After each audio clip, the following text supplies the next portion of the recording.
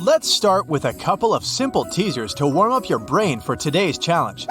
The day before yesterday was Thursday. What is the day after tomorrow?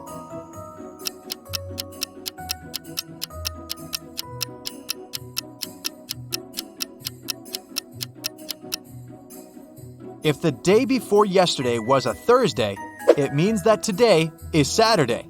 So the day after tomorrow is a Monday.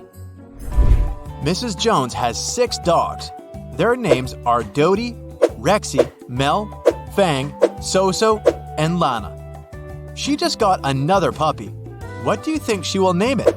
Lexa, Bia, or Tina?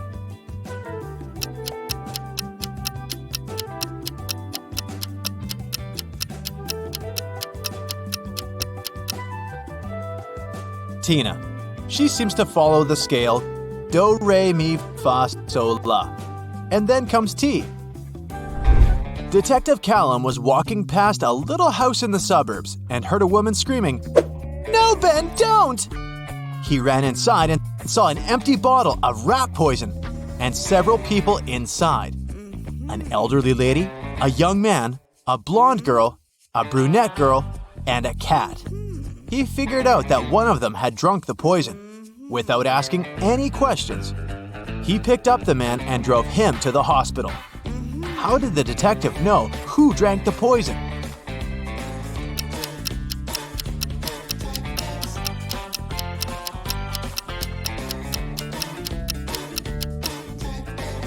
He heard the name. It was Ben, and there was just one man in the house. Emma is a secret agent, and she's after a guy who's been possibly smuggling contraband from abroad. Tonight, she managed to find his secret office and broke into it. There were 4 safes. She used her equipment to open 3 of them, but they were empty. When she tried to get the code for the last safe, her device stopped working, so Emma could only rely on herself. If the codes for the 3 safes were 5378, 3785, and 7853, what is the code for the 4th one?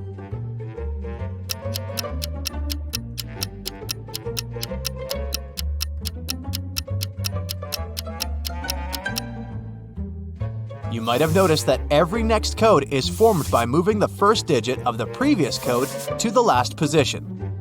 So the 4th code must be 8537. Emily was on vacation, and she was staying in a hotel. One evening, she was getting ready to go out when she heard a knock on her door.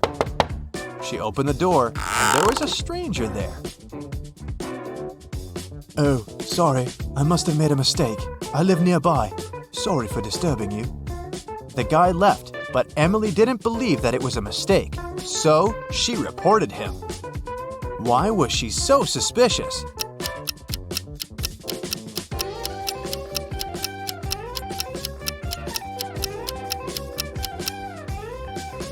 The guy knocked on the door. If he had really thought it was his room, he'd have tried to open it with his key. Esme was having a walk in the forest and got lost. Soon, she found a witch's house, walked in, petted a cat, and asked the witch to take her home. But the witch had a different proposal. "Give me a statement. If the statement is true, you'll stay here forever. If the statement is false, you'll stay here for 100 years. Otherwise, I'll take you home." What did Esme say?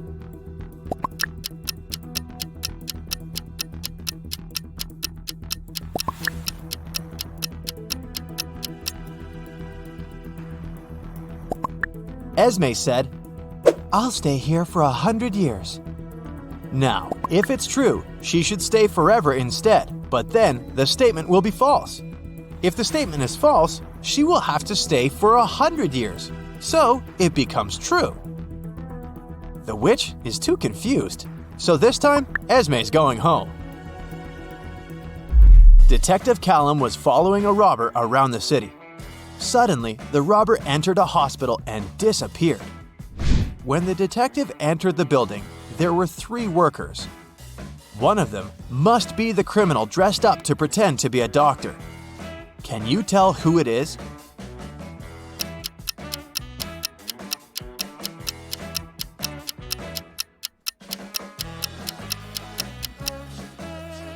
It's the guy on the left. All other doctors wear hospital shoes, and he's the only one wearing regular sneakers. On a summer day, the police warned that a robber had escaped from Spain and taken a plane to Los Angeles. They got the description of the robber: 6 feet tall, skinny, dark hair, no beard. Detective Callum arrived at the airport to arrest the guy. Take a look. Which guy is the one they need?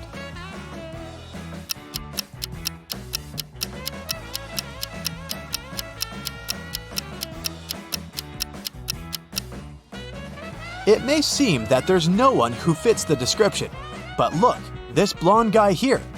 Some dark hair is peeking from under his blonde wig. It must be the criminal in disguise. Detective Callum went on a vacation to a distant island somewhere in the Pacific Ocean. The problem is that he doesn't speak or understand a word in the local language. But right now, he needs to figure out which restroom to use. Since one is for men and the other is for women, he has found one local lady who doesn't speak English but can understand it. How can Detective Callum figure out which is the men's restroom?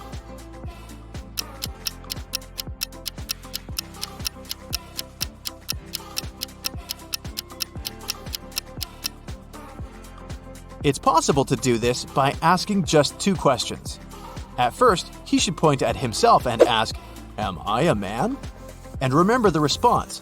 Whatever the local woman replies, it means a yes. Then, Detective Callum can ask the second question. Is this a men's restroom? Pointing at one of them. If the response is the same word as before, it's a yes. If it's different, then it's a no. By the way, what is it that can answer back in any language?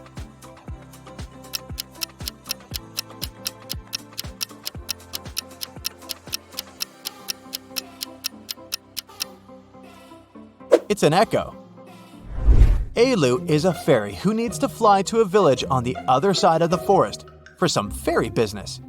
The problem is that the trip there takes 6 days, but one fairy can only carry 4 packs of pixie dust, and one is only enough for 1 day. There's no chance of getting more pixie dust midway. It's all stored in the villages. So, Ailu should take some helpers on the trip with her. How many helpers does she need? And what should be her strategy to reach the other village?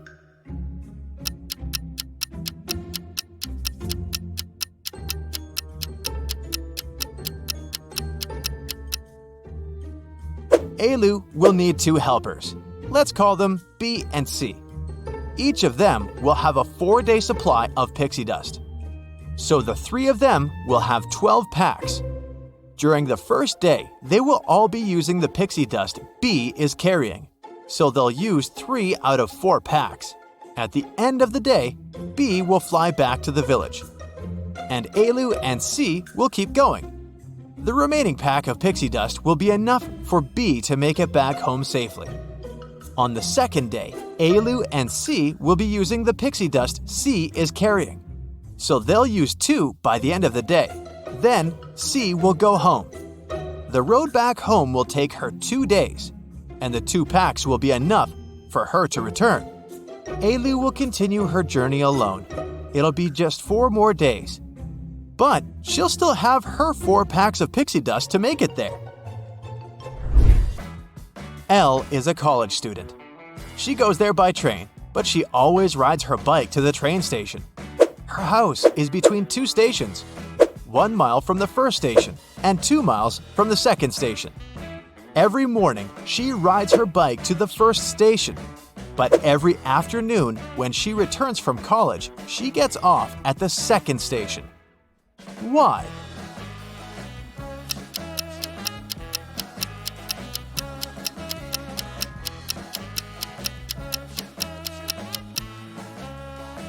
Elle lives on a hill. The first station is at the lowest point. The second one is at the highest point, and her house is in the middle. She takes advantage of this location to make sure she always goes down the hill to get wherever she needs. In a summer camp, everyone had to tell a fun fact about themselves, and other people had to guess if it was true or false. Camilla said, "My birthday is on February 29th, so I have 4 times fewer birthdays than everyone else. This year, I celebrated my birthday. I turned 17. Why didn't people believe her?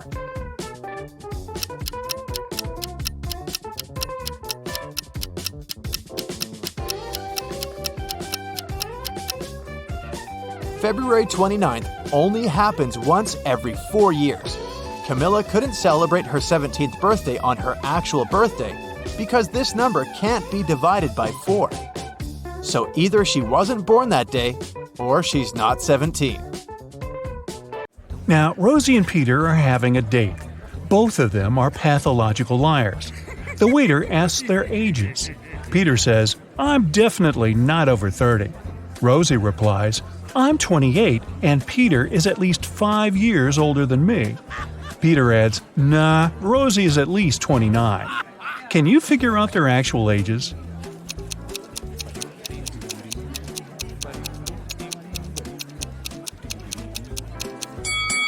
Since we know that all statements are false, let's assume the opposite. Peter is definitely over 30. Rosie is not 28, and she's at most 4 years older than Peter. And Rosie is at most 28. Now, from the first statement, we can conclude that Peter is at least 31 years old. The second and third statements tell us that Rosie is younger than 28. We also know that the maximum gap between their ages is 4 years. Therefore, Peter is 31 years old and Rosie is 27. Rosie arrives home from her date and makes herself a cup of hot chocolate. Suddenly, a soccer ball crashes through her window and breaks the mug. Rosie looks out the window just in time. She sees 3 neighbors running across the backyard, the Smith brothers. Their names are Miles, Mark, and Mike. The next morning, Rosie finds a note in her mailbox. It says this: "Which one of the Smith brothers should Rosie question?"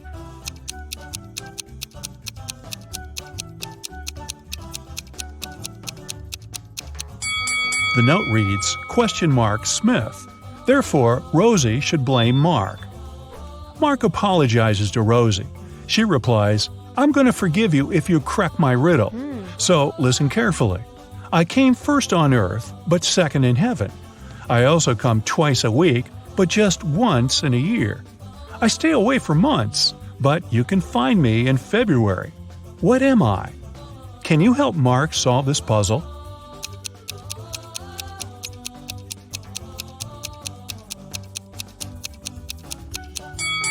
The correct answer is the letter E.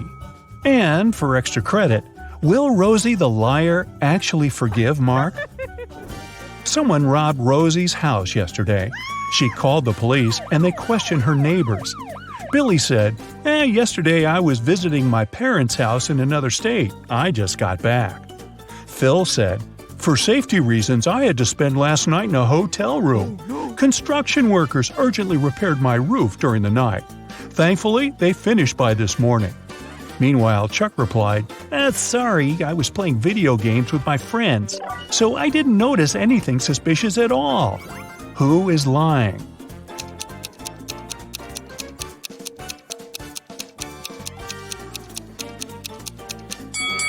Phil. The roof reconstruction should have been finished, but it still looks like a mess. Ooh. Rosie wants to win a college sports grant, so she trains very hard every day. Take a look at her rivals. Can you predict who's going to win this particular competition?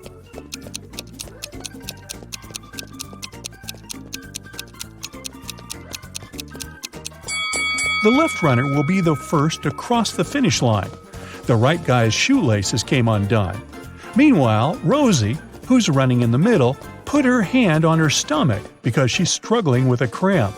That's why her chances of winning are low. The next day, Rosie buys chocolates on the way to the gym. She can't eat them in front of the others because their coach, Tina, asks all runners to stay away from sugar products. So Rosie decides to hide the chocolates in her locker. During the break, she opens her locker and finds out that the chocolates are gone. She questions 4 teammates. Karen says, "I was washing my hair in the shower." Kelly replies, "I was talking to my boyfriend on FaceTime, and he can confirm that." Zoe discussed her skills with Tina during the break. And Nina enjoyed her sugar-free salad. Who's lying?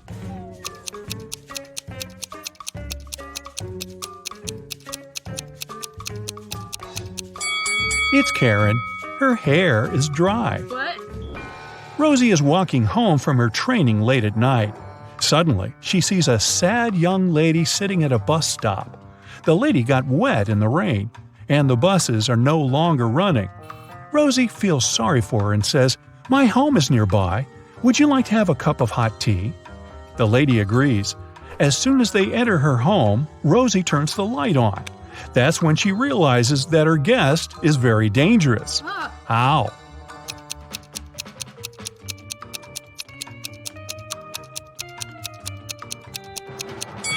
The lady's legs are covered with wolf hair. Take a look at the sky. It's a full moon. She will soon turn into a werewolf. Rosie arrives at work, so we can assume she survived the night. Unfortunately, someone locks her in the underground parking. She wanders around for a while and finds 3 ways out, but only one path is safe. Hungry tigers are hiding behind the first door. It's impossible to get through. The second door is guided by a virtual voice assistant reprogrammed to hate people. It threatens to destroy anyone who enters this door. And the third passage is filled with toxic gas that makes all mammals pass out immediately. Which door should Rosie choose?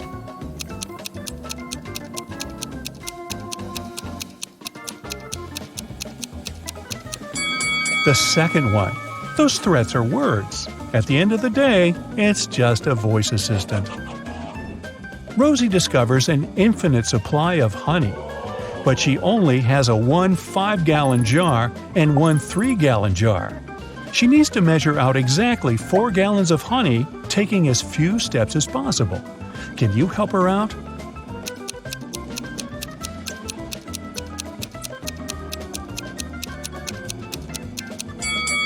Yep, this can be done in 6 steps. 1. Fill the 5-gallon jar fully. 2. Now pour the honey from the 5-gallon jar into the 3-gallon jar. After that, you still have 2 gallons of honey in the bigger jar. 3. Now empty the 3-gallon jar.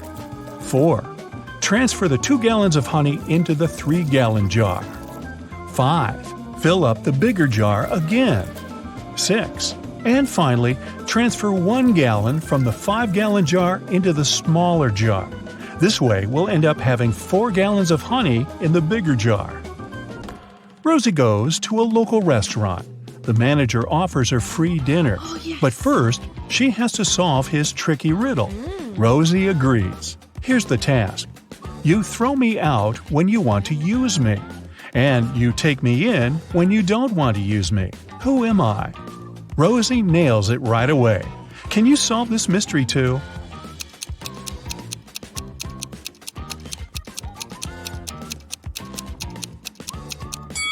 The correct answer is an anchor. Now, Rosie has 26 blue socks, 13 green socks, 33 pink socks, and 12 red socks. She keeps them in her drawer. How many socks would she have to pull out in the dark to make sure she had a matching pair?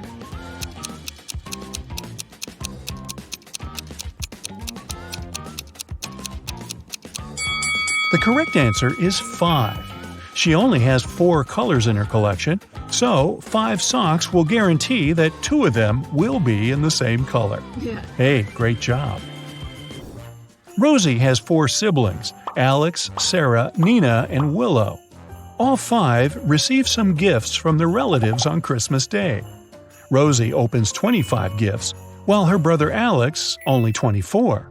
Meanwhile, Sarah opens 8 gifts, and Nina only one gift. Can you predict how many gifts Willow would open?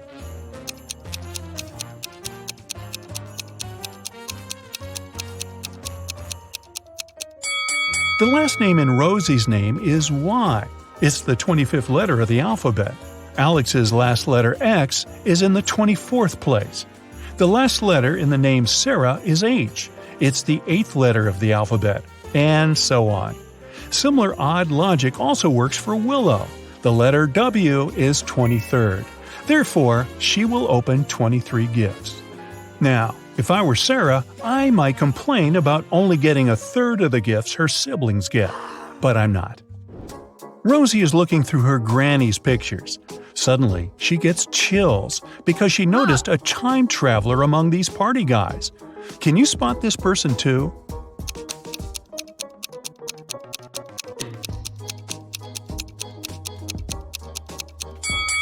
This picture is from the 70s, but this guy on the left has a modern cell phone in his pocket.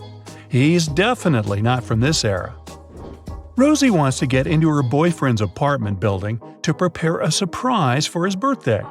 Unfortunately, she has forgotten the 5-digit code, but she still remembers these 5 clues. The sum of the 5th number and the 3rd number is 14. The 4th number is 1 more than the 2nd. The 1st number is 1 less than twice the 2nd number. The sum of the 2nd number and the 3rd number equal 10. And finally, the sum of all 5 numbers is 30. Can you help her crack the code?